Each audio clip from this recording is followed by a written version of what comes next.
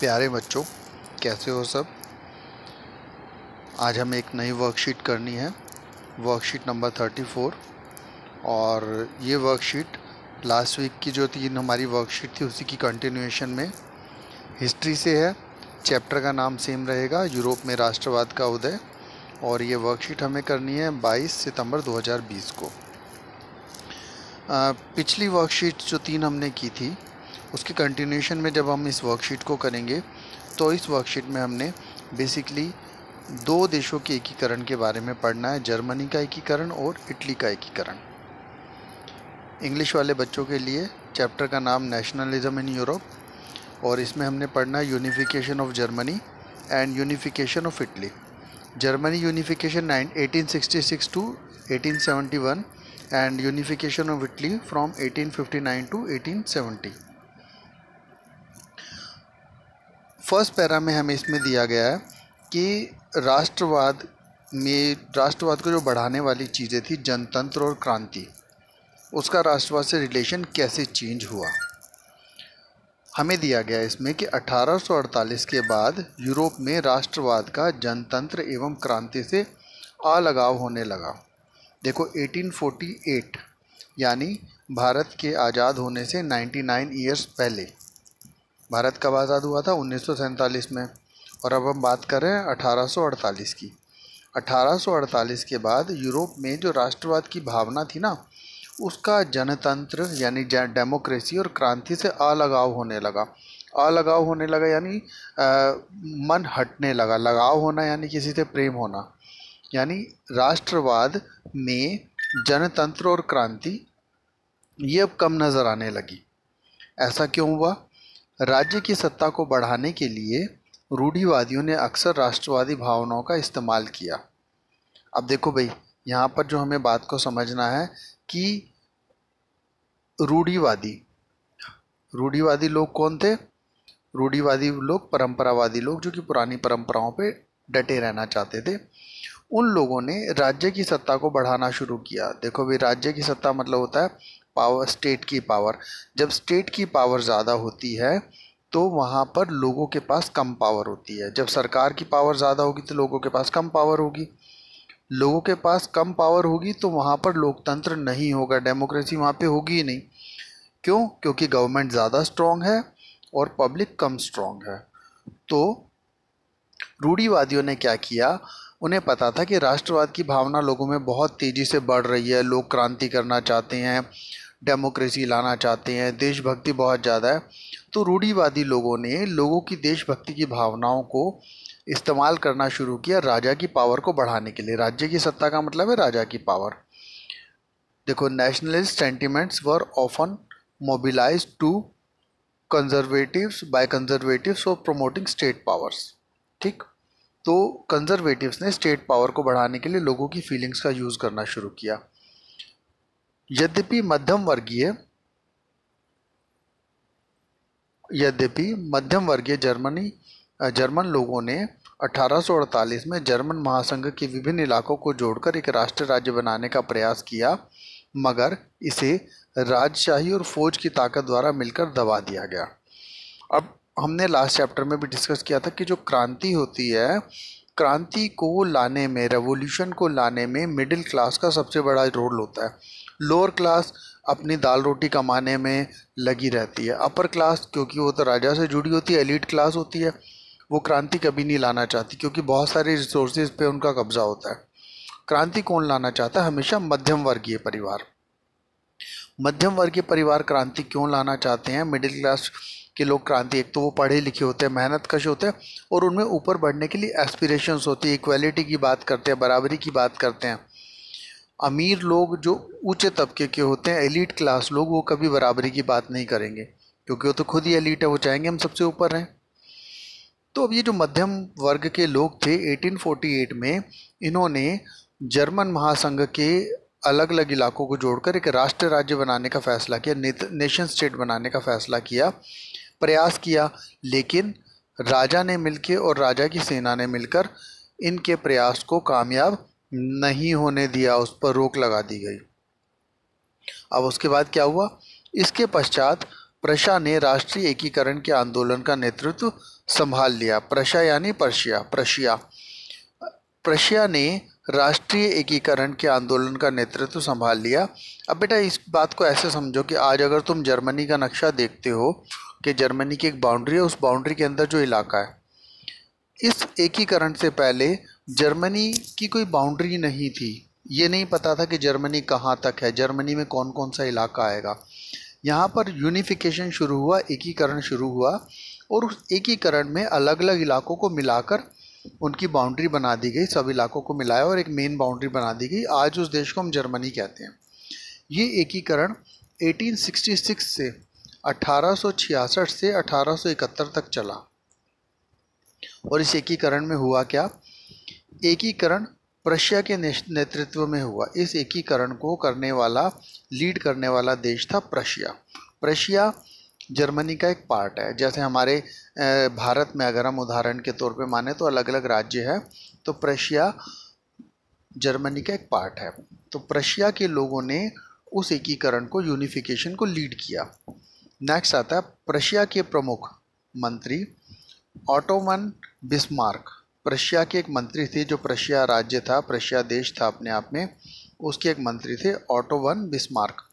उन्होंने इस एकीकरण के मूवमेंट को लीड किया और 7 सालों के दौरान इनकी लड़ाई हुई ऑस्ट्रिया से, डेनमार्क से और फ्रांस से। 3 देशों से इनकी लड़ाई हुई, ऑस्ट्रिया, डेनमार्क और फ्रांस।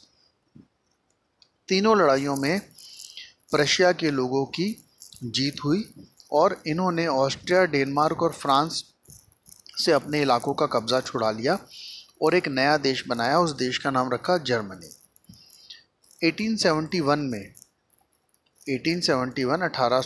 में केसर विलियम प्रथम, देखो नाम ये याद रखना हमने, केसर विलियम प्रथम, इनको जो जर्मन साम्राज्य बनाया गया था उसका राजा घोषित किया गया। 1871 में केसर विलियम प्रथम को नए साम्राज्य का राजा घोषित किया गया। जर्मनी के एकीकरण ने यूरोप में प्रशिया को महाशक्ति के रूप में स्थापित कर दिया।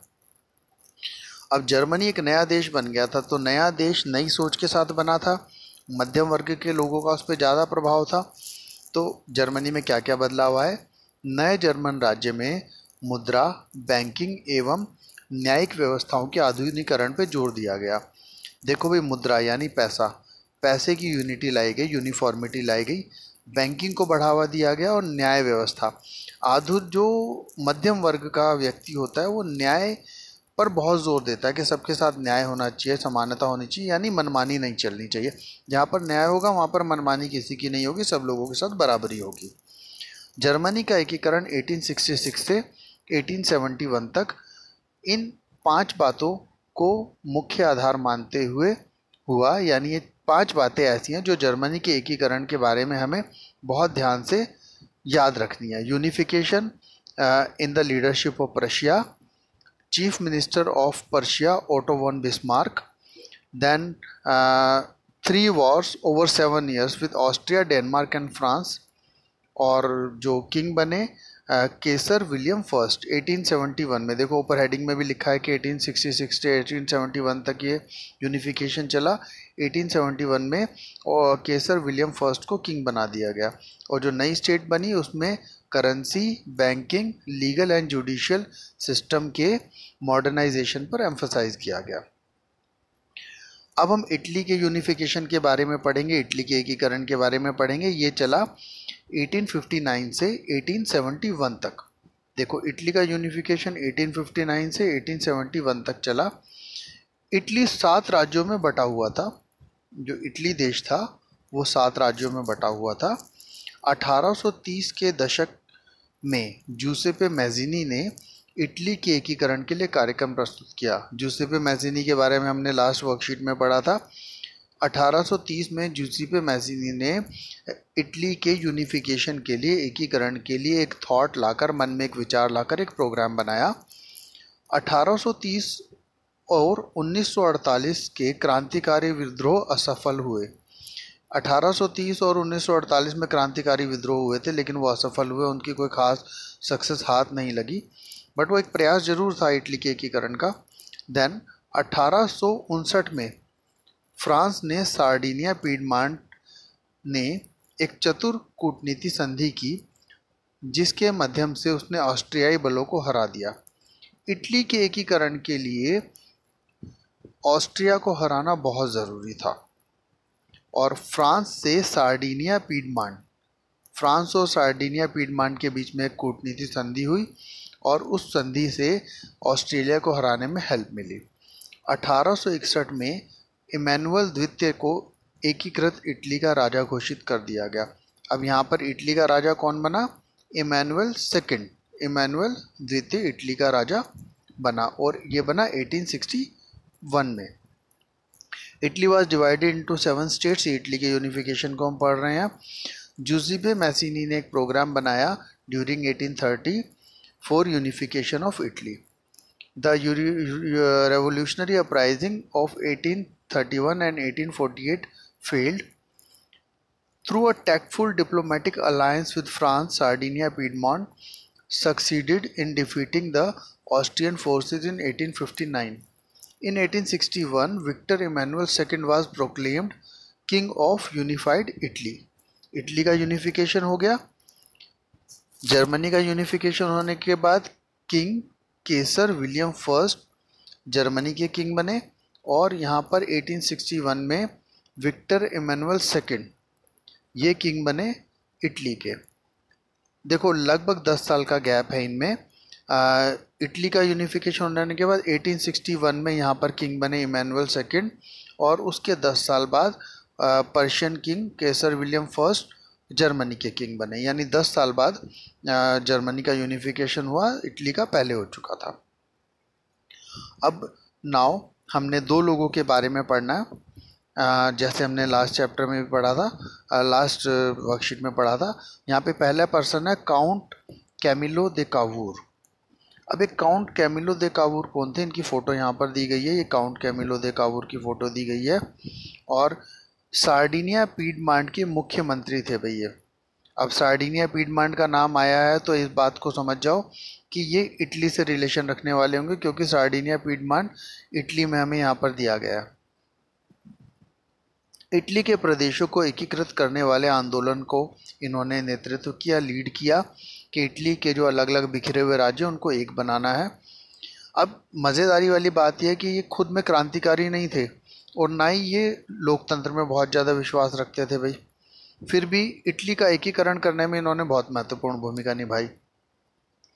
और एक चीज़ हमें और दी गई है, ऊपर है ना, हमें एक चतुर कूटनीतिक संधि की बात बताई गई है। उस चतुर कूटनीतिक संधि को कराने में जो अलायंस बना था, जो समझौता हुआ था ऑस्ट्रिया को हराने में, उस संधि को कराने में कावूर का बहुत बड़ा हाथ था। उस संधि की वजह से ही ऑस्ट्रिया को हराया जा सका और इटली को एक देश के रूप में स्थापित किया जा सका। नेक्स्ट हमारे पर्सन है जूसेppe गैरिबाल्डी। इनके बारे में हमने जानना है। अब जूसेppe गैरिबाल्डी, देखो तुम अगर यहाँ पर इनके कपड़ों से देखोगे तो ऐसा लगता है कोई सैनिक है या फिर झंडा उठाए क्रांतिकारी हैं। अब इनके बारे में हमें मज़ेदार वाली बात ये दी गई है कि ये नियमित सेना का हिस्सा नहीं थे, यानी सैनिक थे लेकिन जो रेगुलर फोर्सेस का ये पार्ट नहीं थे। लेकिन इन्होंने इटली के एकीकरण के लिए सशस्त्र सैनिक स्वयं सेवकों का नेतृत्व किया। अब देखो भाई, हमें यहाँ पर ना 2 शब्दों पे बड़ा जोर डालना है कि सशस्त्र और स्वयंसेवक। यानी इटली को आज़ाद कराने के लिए ऑस्ट्रिया को हराया गया लड़ाई में। उस लड़ाई में हथियार वाले जो लोग थे, एक तो स्वयंसेवक थे यानी वॉलंटियर्स थे, अपनी मर्जी से वहाँ पर लड़ने आए थे। और जो उन्होंने लड़ाई की वो सशस्त्र की, यानी हथियारों से लड़ाई हुई, तब इटली को आज़ाद कराया गया। पूरा मतलब हिंसक विद्रोह था। भारत में तो ऐसा हिंसक विद्रोह कभी हुआ नहीं ना भारत को आज़ाद कराने के लिए। जिन लोगों ने, भारत के क्रांतिकारियों ने अकेले अपने दम पे जान दी, भगत सिंह ने, चंद्रशेखर आज़ाद ने, क्रांतिकारी थे। लेकिन अब कभी ऐसा मौका नहीं आया कि पूरी जनता या फौज लगी हो भारत को आज़ाद कराने में। छोटे छोटे राज्यों में ज़रूर हुआ कि झांसी की रानी की लड़ाई हुई या फिर और किसी क्रांतिकारी की लड़ाई हुई, बट पूरे देश को आज़ाद कराने के लिए ऑर्गेनाइज वॉर इंडिया में नहीं हुई। 1807 में दक्षिण इटली और दो सिसिलियों के राज्य में प्रवेश कर गए ये लोग और स्पेनी शासकों को हटाने के लिए स्थानीय किसानों का समर्थन पाया। उसने दक्षिणी इटली और सिसिली के राजा इमैनुअल द्वितीय को सौंप दिया गया और इटली का एकीकरण संभव हो पाया। अब देखो इमैनुअल सेकंड के बारे में हमने यहाँ पर ऊपर पढ़ा है और ये इमैनुअल सेकंड सिसिली को राजा, दक्षिणी इटली और सिसिली को राजा इमैनुअल सेकंड को इन्होंने सौंप दिया और इटली का एकीकरण हो गया। इंग्लिश मीडियम में Count Camillo de Cavour, he was the chief minister of Sardinia Piedmont, Sardinia Piedmont के चीफ मिनिस्टर थे और इटली के यूनिफिकेशन की जो पूरी मूवमेंट थी उसको इन्होंने लीड किया। अगर काउंट कैमिलो द कावूर नहीं होते, इनकी एक पर्टिकुलर थॉट नहीं होती तो इटली कभी भी यूनिफाइड नहीं हो पाता, एटलीस्ट उस समय में तो नहीं हो पाता। और सार्डिनिया पीडमोंट और फ्रांस के बीच में जो एक टैक्टफुल डिप्लोमेटिक अलायंस की बात की गई है, उस अलायंस को काउंट कैमिलो द कावूर ने कराया और उस अलायंस के बाद ही ऑस्ट्रेलिया के डिफीट और इटली यूनिफाइड हो पाया। जूसेप्पे गैरिबाल्डी ये रेगुलर ट्रूप्स का पार्ट नहीं थे, रेगुलर सेना का पार्ट नहीं थे, फिर भी इन्होंने लीड किया उस आर्मी को, उस पूरे एक झुंड को, उन सैनिकों को जो कि वॉलंटियर्स थे और आर्म्ड वॉलंटियर्स थे, हथियारों वाले वॉलंटियर्स थे। और इन्होंने अपना रोल प्ले किया इटली को यूनिफाइड करने के लिए, इटली को आज़ाद कराने के लिए। ये भी मैंने 2 मिनट पहले हिंदी वाली वर्कशीट में बता दिया था। अब हमें हमेशा की तरह इसमें 4 क्वेश्चंस दिए गए हैं। पहला क्वेश्चन हमें दिया गया इटली के एकीकरण पर एक निबंध लिखने को कहा गया है। भाई इटली का एकीकरण हमने ऊपर देखा कि इटली के एकीकरण के लिए हमें मेनली 5 पॉइंट बताए गए हैं, number 1, number 2, number 3, number 4, number 5। ये 5 पॉइंट इटली के एकीकरण से जुड़े हुए हैं। इन 5 पॉइंट्स को हम लिख देंगे, साथ में थोड़ा थोड़ा जिक्र हम काउंट कैमिलो द कावूर का कर देंगे और जूसेप्पे गैरिबाल्डी का जिक्र कर देंगे, तो इटली पर हमारा एक निबंध पूरा हो जाता है। बेटा ये याद रखना, निबंध में अलग अलग पैरा होते हैं, 3 से लेकर 4 पैरा तक तुमने लिखने हैं। एक पैराग्राफ मत लिख देना, वो निबंध नहीं माना जाएगा। तुमने निबंध लिखना है तो उसके अंदर तुम्हारे 3 से 4 पैरा आना चाहिए। इंग्लिश वाले बच्चे ये first point, second point, third, fourth, fifth, इन 5 पॉइंट्स को लेना है। काउंट कैमिलो ऑफ कावूर को लेना है, जूसेप्पे गैरिबाल्डी को लेना है। इन 7 आइटम्स को मिला के तुमने अपने निबंध को पूरा करना है। हमारा जो सेकंड क्वेश्चन आता है, एकीकृत जर्मनी का राजा कौन बना। देखो बहुत छोटा सा आंसर है कि एकीकृत जर्मनी का राजा कौन बना। यह हमें यहाँ पर दिया हुआ है कि एकीकृत जर्मनी का राजा कौन बना। यहाँ पर तुम्हें मिल जाएगा केसर विलियम फर्स्ट, किंग केसर विलियम फर्स्ट एकीकृत जर्मनी के राजा बने। इंग्लिश वाले बच्चों को भी सेम यहीं पर मिलेगा।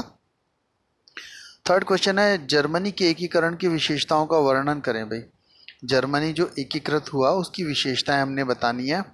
बहुत अच्छे से हमें वर्कशीट में अच्छी डिज़ाइन करके 5 हमें जर्मनी के एकीकरण की विशेषता दी गई है। पहली विशेषता, दूसरी विशेषता, तीसरी, चौथी और ये 5वीं विशेषता। 5 विशेषताएं हमें दी गई हैं, यही हम लिखेंगे।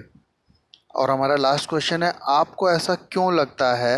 ये आपसे पूछ रहा है बेटा, सबका इंडिविजुअल आंसर होना चाहिए इसमें, और इंडिविजुअल आंसर ना हो, आंसर भले ही कॉमन भी निकला है बट अपनी अपनी थॉट इंडिविजुअल होनी चाहिए। आपको ऐसा क्यों लगता है कि 1848 के बाद यूरोप में राष्ट्रवाद लोकतंत्र एवं राष्ट्रवाद से अपने जुड़ाव से दूर होता चला गया। देखो भाई ये हमें चैप्टर की इस वर्कशीट की स्टार्टिंग में ले जाता है।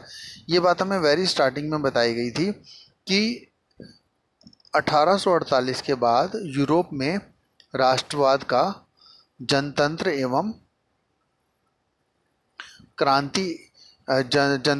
क्रांति से अलगाव होने लगा। राज्य की सत्ता को बढ़ाने के लिए रूढ़िवादियों ने अक्सर राष्ट्रवादी भावनाओं का इस्तेमाल किया। अब इसमें तुमने क्यों लगा कि राष्ट्रवाद लोकतंत्र एवं राष्ट्रवाद से अपने, बेटा इसमें लोकतंत्र एवं क्रांति से होना चाहिए था। आई थिंक राष्ट्रवाद, चलो फिर भी दे दिया गया, कोई बात नहीं, हम इन्हीं वर्ड्स को लेंगे। लोकतंत्र एवं राष्ट्रवाद से अपने जुड़ाव से अलग क्यों होने लगा? जुड़ाव से अलग इसलिए होने लगा कि रूढ़िवादी जो लोग थे उन्होंने आम जनता की राष्ट्रवादी भावनाओं को भड़काया और उसका प्रयोग किया राजा की पावर को बढ़ाने के लिए, राज्य की सत्ता को बढ़ाने के लिए। इसलिए राष्ट्रवाद जनतंत्र और क्रांति से दूर होता चला गया, उसका जनतंत्र और क्रांति से अलगाव होने लगा। इस चैप्टर को अगर हम ठीक से समझ लेंगे तो एग्ज़ाम में हमें बहुत हेल्प मिलेगी चीज़ों को करने में, समझने में। और बहुत अच्छे से इसमें दो लोगों का जिक्र दिया गया है, काउंट कैमिलो दो कावूर का दिया गया है, जूसेफे गैरिबाल्डी का, दो लोगों के हमें कैरेक्टर के बारे में बताया गया है, इटली और जर्मनी का यूनिफिकेशन बताया गया है। अगर हम इन 5 आइटम्स, बेसिकली हमारी वर्कशीट में यहाँ पर 5 आइटम्स होते हैं, इन 5 आइटम्स को अगर हम ठीक से कर लेंगे, item number 1, item number 2, item number 3, item number 4 and item number 5, अगर हम इनको ठीक से कर लेते हैं तो हमारी पूरी वर्कशीट रेडी हो जाएगी। तो इस वर्कशीट को अच्छे से समझना है, एक बार में समझना है, तो हमें बिल्कुल नहीं शर्माना है, बिल्कुल नहीं घबराना है।